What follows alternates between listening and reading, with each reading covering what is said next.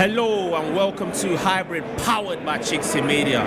I have got a West Ham legend on the mic. His name is Big Dave. Big Dave is on Hybrid, powered by chinkseyMEDIA, guys. All right, Dave. West Ham 0, Arsenal 2. Talk to me about your perception of the game. I thought it was one-way traffic for the most part. Something's happened inside. Was that Chelsea? Surely that's got to have been Chelsea goal. That must be a Chelsea goal. But judging by that reaction, I can't imagine you'd be celebrating Liverpool with the way the league title is at the moment. I got no idea. But yeah. It was one-way traffic. I thought, despite that, I thought we defended really well. Yeah. I thought Nuno obviously has come in. He's only had a week in charge. Yeah. Having taken over from the worst manager I've seen at West Ham. Genuinely, Avram I thought would take some beating, but I would love to have seen what Avram Grant might have done with players of the likes of Bowen and Pakachar. But it was one-way traffic. I thought, despite that, we defended well. There's optimism, there's positivity going forward. After the national break, we've got a difficult run. We've got a more winnable run of games. We played Brentford at home, Leeds away, Newcastle aren't the team they were last year. Then we've got Bournemouth, which was tricky, and then Burnley. So we seem to have that defence. I thought, despite the fact he's arguably our best player this season, Juve. Yeah. He looked poor defensively today. That was a bit of a concern. I thought Saka absolutely tore him a new one down that side. Yeah. But there was signs of positivity as a West Ham fan. Yeah. That there's things we can take from this today that we can take going forward, and we can look forward to the rest of the season. Relegation, I don't think it's going to be the issue now. Hopefully Nuno can get something out of this team. We can get 12th, 13th. I think that'd be a good season for us from where we would have been under. He would have taken us down. Gormless we're going down under him. So I am happy with the performance, although a little bit of a sickening with the result. Well, I mean, Dave, I was here in March. I'm sure you probably was here as well, right? Yeah. Where you came and took all 3 points. You took all of the spoils. And you lot were singing second again, ole ole. Dave, I'll tell you right now, we are not going to be second this season. And we're not going to be third. And we're going to be top 3. Do you agree with that? Do you know what? I certainly think you're better placed this season than you were last season. I think it's very, very difficult when you've got the best goalkeeper in the world and the best number 9 in world football to overlook Man City. And I know they've had a bit of a tough start, but I wouldn't write them off just yet. You're going for City to win. If any manager, if any team, he's got the basics there. And if anyone can get a 10 or 11 game winning run going, it's Pep. But they came here the other day and they just sat in a low block. And is that what? Really? I agree. That was a bad one from Pep. When he started taking off Haaland and bringing on centre halves. Yeah. But I still look at that Man City team and I think, it's obviously you've got whoever wins the league's got to finish above them. But they've got all the ingredients you need to be champions, and it's still early in the season. There's still a lot of football to be played. Okay, yeah, I'm gonna actually have a little look at Man City's fixtures and see what they got, because they might sneak up. And it's a good point that you did make though, because they're not far off, are they? They're still in the chasing pack, right? They're still in that. If once he gets a settled defence, Rodri gets back to fitness. Obviously Ryan does. Doku started the season in good form. Yeah, I think there's a lot there for City to be optimistic and positive about.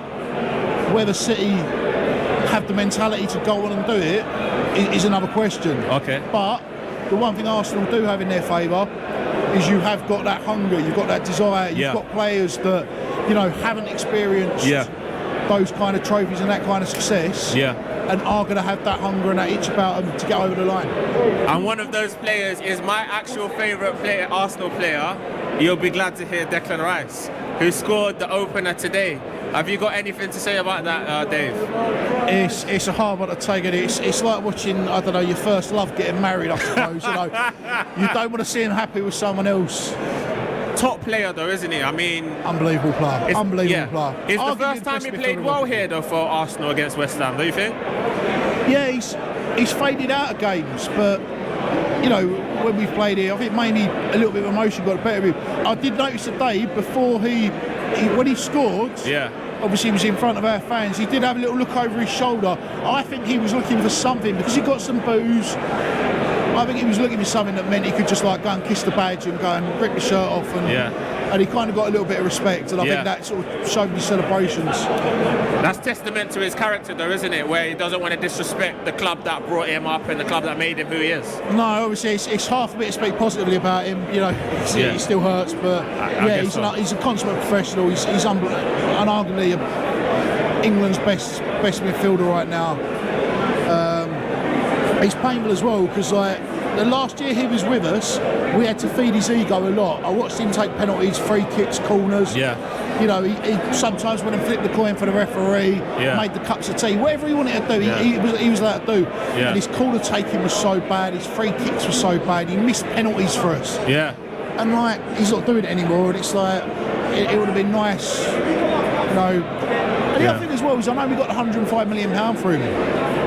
But you look at where that money got spent in Ward-Prowse, who has fallen out of favour. Alvarez is on loan in Turkey. I think he's at Fenerbahce. Yeah. And Kudus obviously came and went. Yeah, Kudus left. And I sort of think maybe now, in the benefit of hindsight, looking back, his contract would have expired this summer.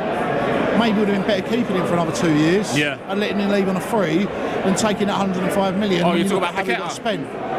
Paquetá was bought before. Paquetá played alongside Rice. So the £105 million got spent on Ward-Prowse, Alvarez and Kudus, as far as I can make out in terms of... It's a bit pricey, isn't it, for them three? Well, Kudus had his first season was good. Ward-Prowse's first season was good. Yeah. Actually, all three of them first season had good seasons, and then second season they fell off. Ward-Prowse, Lopetegui came in, didn't fancy him. We think he wanted to bring Carlos Soler, couldn't get Soler over the line, signed Guido Rodriguez instead. Yeah. And then when Soler became available, he had too many players in his squad, needed to shift someone on. Ward-Prowse went to Forest. Nuno didn't play him, Nuno didn't rate him. The first thing Nuno's done since he's come in is drop him. Yeah. Completely out of the squads. Yeah. Not even on the bench. Yeah. And Kudus, first season scored some great goals, unbelievable. Second season just weren't interested. I feel like because I remember watching the game. The game where you lost to Tottenham and Kudus got sent off. He lost his head. I feel like that kind of affected his whole season really, because he got the 3-match ban, didn't he? And then after that, he didn't really go for him. I don't know if it was the fact that under Moises we've set up to play a counter-attacking side, and despite a lot of results in our last season dropping off. Kudus was able to maybe play with a bit more confidence and a bit more verve about him. Yeah. Whereas in the second season, Lopetegui and then Potter both wanted to play this really kind of passive low block. Okay. There wasn't that aggression, there wasn't that impact going forward, there was no impetus. Yeah. So whether that kind of demoralised him and he suddenly felt, I don't have a place in this team, I can't play in this system. Yeah. And his head dropped. But then in the summer he come out. Apparently Chelsea had a bid rejected a 40 million plus Dewsbury Hall. Yeah. And then he decided, the only place I want to go is Tottenham. And then he went on to Tottenham. Okay, Dave. Our hand got forced a little bit. I think we had to accept £55 million, which I don't know if that's... in the sort of context of transfers this summer, maybe we could have got a little bit more. It probably felt right, given he didn't really fulfil his potential and he had a little bit more to do. Yeah. Okay, Dave, right. Nuno's come in, Gormless Graham's gone. Can or are the Hammers going to beat the drop? Or do you feel like you need to go down to reset? Because maybe, as some fans have said, the club is, I don't want to say cancer, the club's in a certain place, isn't it? So do you need to go down and reset and then come back up again? I think under Gormless we were going down. I don't think Nuno will take us down. Yeah. The reason the club's in a bad way is one thing and one thing only. It's in the boardroom. We've got Sullivan, who has tried to have far too much say on footballing matters. He appoints a director of football, doesn't want a director of football. We only seem to sign players that are from his preferred agent. We'll sort out. Hence why Callum Wilson came in this summer. We've got Karen Brady, who's routinely and Rebecca embarrassed us, with newspaper columns. everything about this club, the black balloons you saw today, you know, before kick-off and so on, that was all aimed at the boards. You know, there's a big protest. We had a march against Palace. It was a march for the Palace game. There's a planned boycott before Brentford. There's a sitting up in the Newcastle game. You going to that? There's another march before Burnley. Yeah. So there's further protests planned.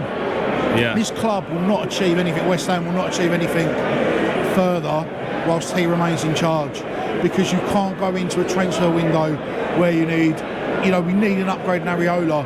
16 million quid on Mads Hermansen from Leicester. He's not good enough. He's possibly, I mean, we signed Roberto on a free, and Roberto was bad, like really bad. Yeah. He could be at that level. You know, from what we've seen so far, he's been terrible. You know, we needed a centre-half, didn't sign one.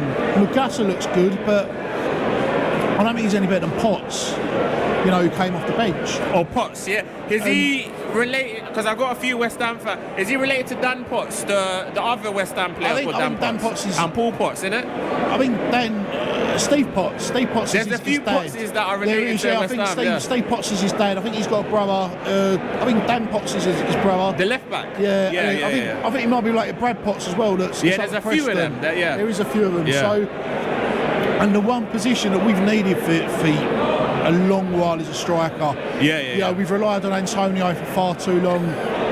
Obviously, you know, he had his bad accident last year with his car. He's had his two. Performance. Remember the one where it was just a snowman? He had the one with just a snowman. He came back up, but obviously last year when we got the news, I think we all had we were all a bit sickened. There was a lot of worry that, you know, we're obviously very glad he made his comeback, and you know, in terms of his, I say that in terms of his comeback, he came back. He played some games at the 21s this season whilst trying to get fit, but I think his career's over, to be honest. I think his retirement is imminent. Yeah, I think so. But you know, we've needed a striker, and you can't. We upgraded Danny Ings when we signed Callum Wilson as a third choice striker.